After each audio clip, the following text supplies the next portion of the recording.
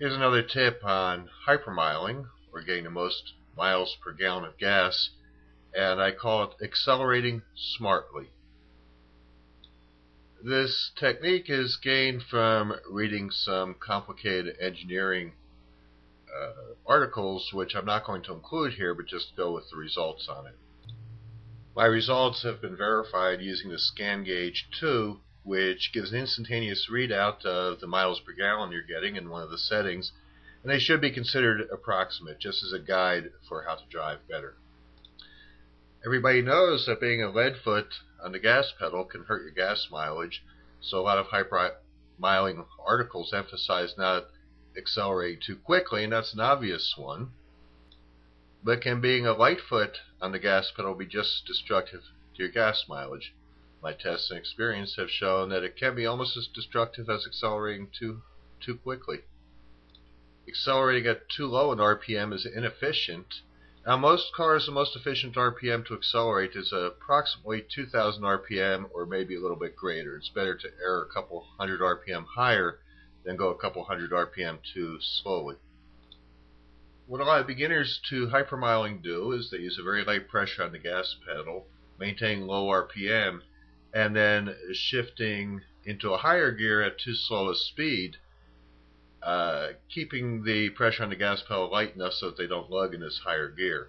Although it will give good results compared to being a lead foot, it's not as good as what you can achieve. If you have a manual transmission, there should be something in the owner's manual about the most efficient shifting speed. Mine are 12, 20, 31, and 39 miles per hour, and I find that these work just about perfectly. For an automatic transmission, I recommend maintaining about 2,000 RPM and letting the transmission work for itself. If you're doing it properly, shifting at the proper point, the engine should feel smooth without any tendency to lug at all, but not racing real hard. Okay, so how do you tell if this method is working? The only way I really know is with the Scan Gauge 2, which will give you a readout, which is a little bit delayed, about 5 to 10 seconds delayed, and see what the miles per gallon is during the acceleration phase. By accelerating a little more smartly or a little more quickly, I've been able to increase my miles per gallon during the acceleration phase from about 14 or 15 to maybe 24, 28 miles per gallon.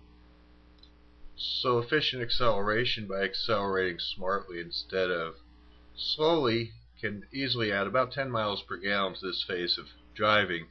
If that's, say, 5% of your driving time, then you can add about maybe 2% to your overall miles per gallon. I know I've recommended the Scan Gauge 2 several times during this video.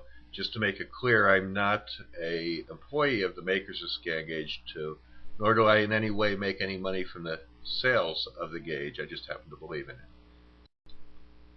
I hope this tip works for you. Those of you that have the Scan Gauge, try it out, see what happens, and leave a comment.